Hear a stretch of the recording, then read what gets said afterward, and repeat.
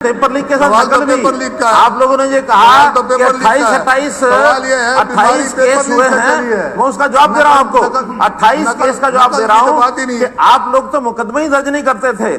नकल भी करानी, योजना से करानी, अलग से कमरों में बैठा करके अपने लोगों से अलग से पेपर कराने और अलग से उन पेपर की तैयारी करा के उन लोगों को भर्ती कराना, इस बात के प्रमाण है हमारे पास। लेकिन जब कभी कोई पकड़ा भी जाए तो उसको मुश्किल से मुकदमा दर्ज करना और दर्ज करने के बाद उन 6 में से 4 लोगों को तो, अब सरकार आपकी थी, कुछ भी आप करा सकते थे, उनको निर्दोष साबित करके उनको छुड़वा भी दिया गया। हमारे समय में 28 मुकदमे तो जो बताए जा रहे हैं और प्लस 15 मुकदमे ऐसे हैं जहां सेंट्रल गवर्नमेंट के जो पेपर हुए हैं, आप कहते हैं कि उसमें नहीं होता। 15 मुकदमे तो आज केंद्र सरकार के जो एग्जाम थे उनकी शिकायत के ऊपर भी दर्ज हुए हैं। हम नकल को बिल्कुल होने नहीं देंगे और नकल के खिलाफ एक मुहिम जो हमने चलाई है, उस मुहिम में हमने तो अपनी 4 भर्तियां अपने आप रद्द की हैं। हमने अपने आप रद्द की हैं। आपकी भर्तियों के ऊपर तो क्वेश्चन मार्क लगाया कोर्ट्स ने और 3 भर्तियां कोर्ट ने रद्द की हैं। हम अपने आप रद्द कर रहे हैं, आपकी कोर्ट रद्द करती है। कोर्ट ने, देखिए, आर्ट्स एंड क्राफ्ट कोर्ट ने रद्द की, पीटीआई कोर्ट ने रद्द की। कोई टेक्निकल नहीं, सिर्फ एक ही बात कि बार बार ये पेपर चेंज किए गए और पीटीआई में तो पेपर लिए बिना, बैठ जाओ ऐसे ना, पेपर लिए बिना केवल इंटरव्यू के आधार के ऊपर पीटीआई के भर्ती की गई और उसमें भी 3 बार बदला गया। आप डॉक्यूमेंट उठा के देख लो, हम डॉक्यूमेंट आपको बता रहे हैं कि 3 बार प्रक्रिया बदली गई। 25 नंबर का इंटरव्यू और 27 नंबर इंटरव्यू में दिए गए और बाद में तो जब लगा कि उसके हिसाब से भी नहीं आए तो बाद में जो पेपर है उसको, जो दिया गया पेपर, उसको रद्द करके केवल इंटरव्यू के आधार पर भर्ती की जाए। ये सुप्रीम कोर्ट तक गया केस, सुप्रीम कोर्ट तक गया है। तो इसलिए हम अपने दम पर ये मेरिट के ऊपर करेंगे और ये मिशन मेरिट ये जारी रहेगा। इस मेरिट को, पेपर लीक जहां तक विषय है, देखिए पेपर लीक हुआ, मैं मान रहा हूं पेपर लीक हुआ, मैं ये नहीं माना कि पेपर लीक नहीं हुआ। आप लोग तो मानते ही नहीं हो, आपके विषय को लेकर के लोगों को कोर्ट में जाना पड़ता है। हमें तो अपने आप जब लगता है गलत काम हो गया उसी समय पहला काम होता आखिर ये पेपर लीक हुआ। मैं कह रहा हूं हुआ, इससे पहले भी पेपर लीक और पेपर आउट और नकल, ये 3 अलग अलग चीजें हैं। 2 विषय में सिर्फ पेपर लीक हुआ। पेपर लीक का मतलब होता है पेपर अभी शुरू नहीं हुआ, पेपर अभी शुरू नहीं हुआ, उससे पहले उसका रिजल्ट बाहर आ गया, ये है पेपर लीक। पेपर आउट होता है पेपर शुरू हो जाए और शुरू होने के बाद किसी की हरकत से और वो पेपर बाहर आ जाए, बाद में उसका फटाफट उत्तर निकाल करके अंदर भेजे जाए, ये पेपर आउट है। और नकल है कोई इंडिविजुअल पर्ची के माध्यम से या किसी की सहायता से अपनी नकल करता है, वो पकड़ा जाए। केवल 4 केस ऐसे जो बताए गए जो पेपर लीक और पेपर आउट के हैं, बाकी सब केसेस कॉपिंग के हैं। कॉपिंग में, पेपर आउट में, पेपर लीक में बहुत बड़ा अंतर है। और फिर जहां तक बात है उसकी इन्वेस्टिगेशन की, अभी जैसे पुलिस का ये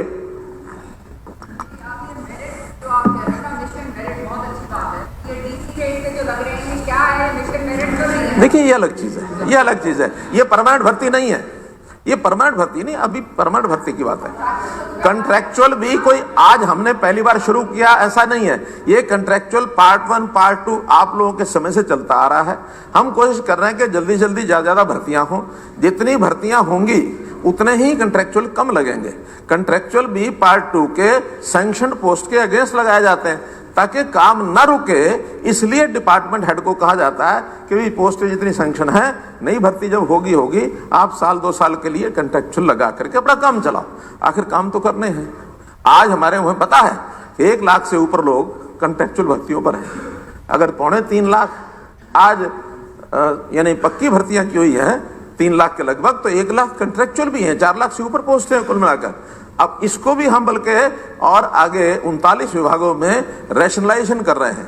रैशनलाइजेशन करने में जितनी पोस्टों की और जहां आवश्यकता है उसको भी सैंक्शन करेंगे। हाँ, समय के हिसाब से कहीं कहीं ऐसी पोस्टें भी हैं जो पिछले 5 साल से, 4 साल से, 10 साल से भर्ती की नहीं गई, ना आउटसोर्सिंग से ना रेगुलर। उन पोस्टों की हो सकता है जरूरत भी ना हो। युग बदल रहा है, टेक्नोलॉजी के हिसाब से पहले जो हाथ से काम करने पड़ते थे आज वो उसकी जरूरत होती नहीं। आज कंप्यूटराइजेशन आ गया है। पहले डिक्टेशन के लिए बहुत लोग चाहिए थे, पहले साइक्लोस्टाइल के लिए उस प्रकार के लोग चाहिए थे। तो ऐसी पोस्टों को कम करके नए आवश्यकता के हिसाब से पोस्टें उन 39 विभागों का रैशनलाइजेशन की प्रक्रिया भी शुरू हो गई है। तो इसलिए हम लोग वो नहीं चाहते कि भाई पर्ची खर्ची मैंने रोकी है, और रोकी है, मैं बता रहा हूं हमने रोकी है। माने अगर कहीं कोई दोषी है, चोरी करता है, उस चोरी वाले को पकड़ेंगे। पर्ची खर्ची यानी सरकार नहीं करेगी। सरकार के जो बैठे हुए लोग जो पर्ची खर्ची का कोई सबूत है आपके पास? अरे बहुत हैं। एक दो, मैं कहता हूँ एक दो कोर्ट में सजा कराएंगे। नहीं, कोर्ट में जाने की आवश्यकता नहीं होती है। आज 2014 तक नौकरी चैलेंज हुई है। 2014 तक सुनिए, नौकरी चैलेंज हुई है। 2040 हुई है, वो रद्दी भी भर्ती रद्द भी हुई है। अगर किसी ने कसूर किया वो सजा मिलेगी उसको। मैं तो बताता हूं। हो रहा है वो आप बगैर सबूत के ऐसी बात नहीं। आपके तो चेयरमैन HSSC के खिलाफ कोर्ट ने 1 लाख रुपए का जुर्माना लगाया, और उनके ऊपर टिप्पणी जो मंत्री जी ने बताया कि वो आपके एम्प्लॉइज 1 लाख रुपए का जुर्माना लगा हुआ, आपके एम्प्लॉइज पकड़े गए, आपका SSC कमीशन छोड़ के भाग गया। हमारे जितने एम्प्लॉइज पकड़े गए, अनिल कुमार सहायक कैशियर, इसको हमने सस्पेंड किया तत्काल। बलवान शर्मा HSP लिपिक, इसको सस्पेंड किया।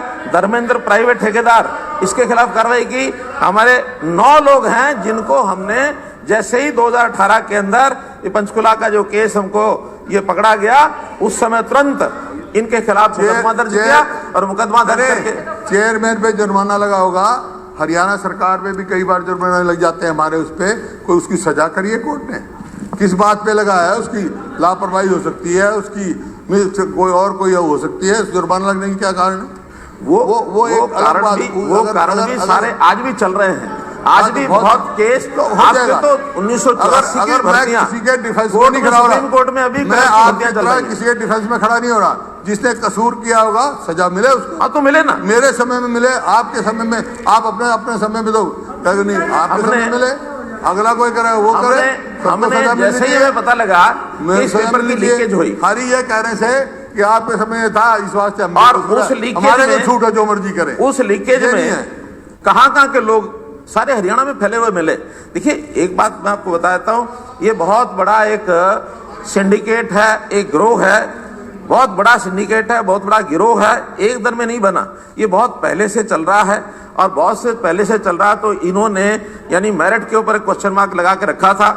हम जिसको भर्ती करेंगे, हमने 35 साल तक उससे जनता की सेवा करने की एक जिम्मेदारी उसकी जिम्मे लगाई है, जब तक वो रिटायर नहीं होता। इसलिए अच्छा व्यक्ति बने। जैसे ही भर्ती हुई, ये लीक हुई, लीक पेपर का हमको पता लगा, और उसके केंद्र कहां ध्यान में आए? हिसार, उकलाना, 21 जींद का, चिड़ी, धमतान साहब, प्योदा, खापड़, ढाणी खुशाल, मलिकपुर, बाणीखेड़ा का, फिर माजरा प्याऊ, रटोली, गुड़गांव, खंडाखेड़ी, और ये सूत्र जाकर के मिले हमें जम्मू। आपकी जानकारी के लिए, जो आप कह रहे हैं, हमारी पुलिस 15 दिन में इतना काम कर सकती है कि इस सारे मामले में यानी लगभग 25 से 30 लोग इसमें जो गिरफ्तार हो चुके हैं, वो इस पेपर की लीकेज कहां से हुई है वहां तक लगभग पहुंच चुके हैं।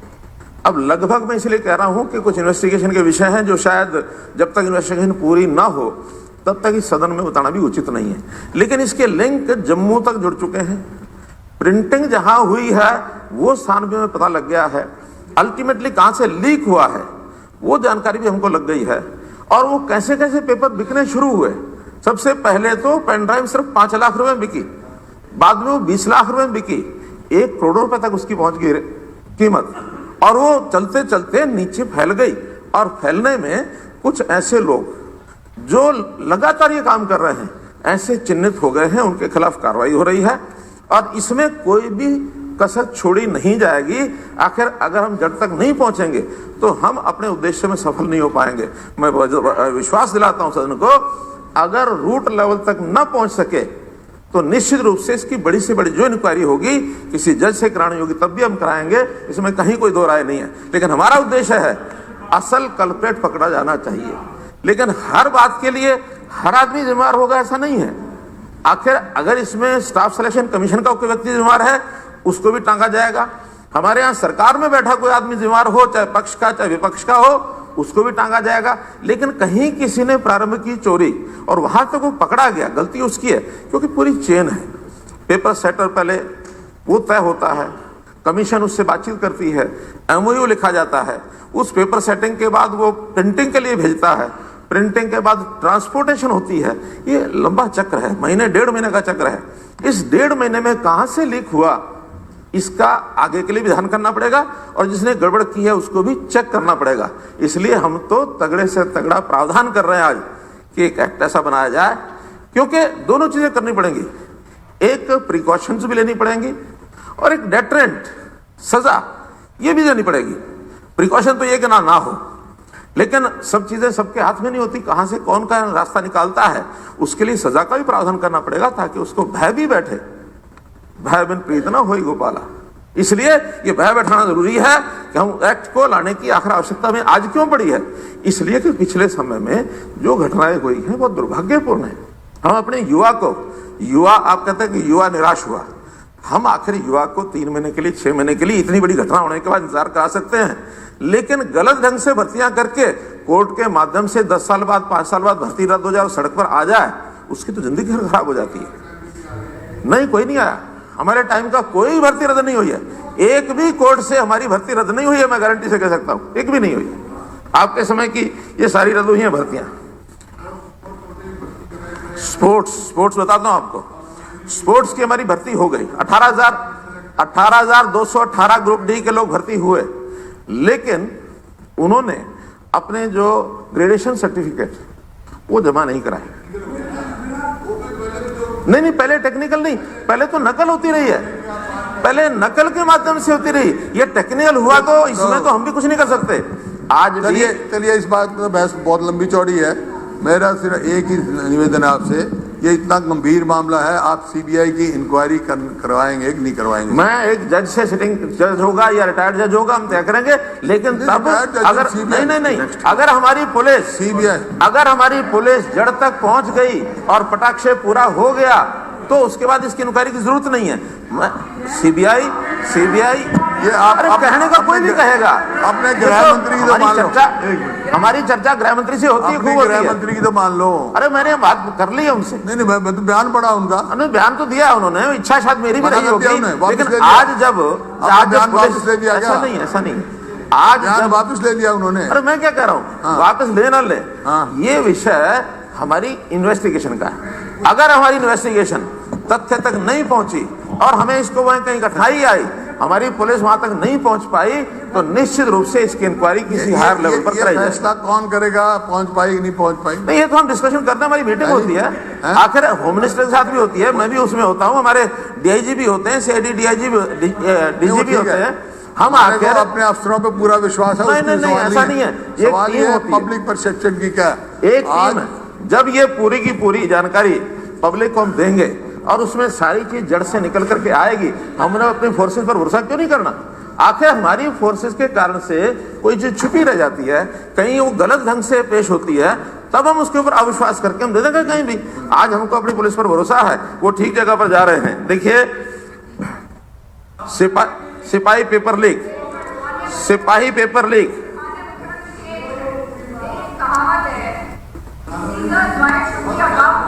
माइक चलाओ भैया, 1 मिनट। देखिए, seizures wife should be above suspension. आपने खुद कहा कि गिरोह है, बहुत तगड़ा गिरोह है। हाँ, तो ये तगड़ा जो है, इसके ऊपर आप सीबीआई इंक्वायरी करवा के इसको खत्म करो, ताकि आपके ऊपर से ये बात जाए। जब इंक्वायरी का पता लग गया, जब अपने ऊपर क्यों ले रहे हो? नाम सहित बता रहा हूँ, राकेश कुमार पुत्र महाबली नगर, गाड़गढ़ जम्मू, कंपनी का नाम है LMES क्योंकि अभी जिस कंपनी का पहुंच गए, हमको उसको ब्लैकलिस्ट भी करना, मुझे बताने में कोई आपत्ति नहीं है, यहां तक पुलिस पहुंच गई है। LMES कंपनी टेक्निकल मैनेजर, इसको गिरफ्तार कर लिया गया है। इसने प्रश्न पत्र और आंसर की 31/7/21 को जितेंद्र डाटा एंट्री ऑपरेटर को दी थी।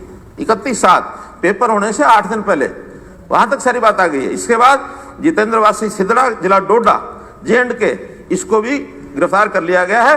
प्रश्न पत्र आंसर की 2/8/21 को हार्ड कॉपी करके घर में रख ली, जिसको 6 लाख रुपए में मुजफ्फर को देनी थी परीक्षा देने के बाद। उसने 6 लाख रुपए में आगे बेची है। मैं तो बता रहा हूं, यहाँ प्रिंटिंग प्रेस हुई है। जब इंटरस्टेट मामला हो इंटरस्टेट में नहीं, जब प्रिंटिंग प्रेस तक पहुंच गए हैं, जम्मू के रहने वाले ना, अगर जम्मू में जब इंटरस्टेट मामला है, इंटरस्टेट में जब हम पहुंच गए वहां तक, तो फिर मुझे क्या जरूरत है? सीबीआई प्रिंटिंग प्रेस तक पहुंच गए हैं, उसके लिए इस प्रिंटिंग प्रेस ने एजेंसी है। When there is something interstate, CBI is the proper agency to inquire. जिस इंक्वायरी से सरकार संतुष्ट है, हम जनता को बताएंगे ना, आपका काम थोड़ा ही है, ये हमारी जिम्मेवारी है, हम जनता को बताएंगे हम इससे संतुष्ट हैं, हमारा काम संतुष्टि का। आखिर CBI के जाने का मतलब ये है कि हम स्टाफ सिलेक्शन के काम को कम से कम 6 महीने, ज्यादा ज्यादा साल, 2 साल, 3 साल, कोई भरोसा नहीं होता, तब तक बंद कर देंगे। हमें भर्तियां भी करनी है। CBI के हाथ में कोई चीज जाते ही पहला काम क्या होगा, वो स्टाफ सिलेक्शन कमीशन के ताला लगा देंगे। होता ही है, CBI सब चीजें बंद करती है, और हम तो सारा रिकॉर्ड अपना सुरक्षित रखते हैं, आपके कमीशन की तरह नहीं। मैं एक और नेट यानी खुलासा कर रहा हूं, 2014 में जब हमने 15 में स्टाफ सिलेक्शन कमीशन बनाया और उनको कहा कि सारा रिकॉर्ड अपना संभाल लीजिए, पता लगा कि कोर्ट के कब्जे में जितना डाटा था, जितना रिकॉर्ड था, वो रिकॉर्ड तो कोर्ट के कब्जे में है। 2014 में जो स्टाफ सिलेक्शन कमीशन था, 2015 के स्टाफ सिलेक्शन कमीशन में वो डाटा ही नहीं मिला, एक भी नहीं मिला, सब जला दिया, नदियों में फेंक दिया, कहीं फेंक दिया। आज उससे पहले का कोई डाटा मिलता नहीं है। हम ऐसा नहीं करने वाले हैं। हाँ।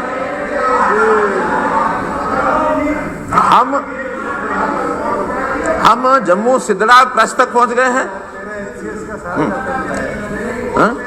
2013 का HCS भर्ती का टोटल डाटा HPSC ने मिला, सारा जलाया, सारा। देखिए, मेरा तो इतना ही कहना है। हाँ, फंक्शनिंग में ये भी देखना है कि क्या कमीशन ने एक ही इंस्टीट्यूट छुपाई थी इतने बड़े एग्जाम के लिए? क्या एक ही इंस्टीट्यूट छुपाई थी? और भाई नहीं यही बातें हैं ना, यही तो बातें हैं। डिफरेंट एक छुपाते, 2 छुपाते, 3 छुपाते, आती कौन सी है? आप एंसर शीट एक छुपवा रहे, बोलो ऐसे पहली बार देखा कि इतने बड़े एग्जाम